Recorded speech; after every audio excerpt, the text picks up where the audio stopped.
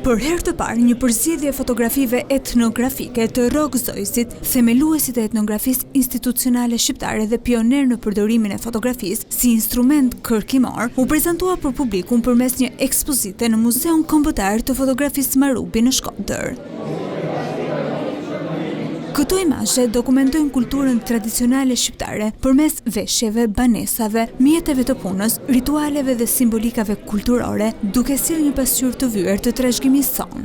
Kurioztim për me njohur më tej punën e Rok Zojsit janë diku të 1500 paktën foto të shkretër, të cilat janë pothuajse të harruara tashmë prej audiencës.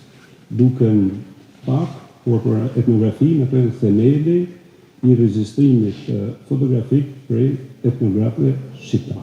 Ekspozita vjen si një qasje e veçantë duke riaktivizuar ekspozitat e përkohshme në dialog me koleksionin e përhershëm të dinastisë Marubi.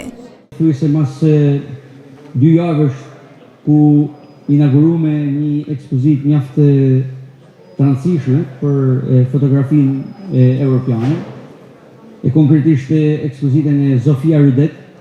Tashmë, mas disa vitesh, ne I jemi rikëthy ekspozitave të cilat realizohen në dialog edhe me koleksionin e përhershëm të dinastisë Marubi. Ekspozita do të qëndrojë e hapur për të gjithë artëdashësit deri më datë 13 prill.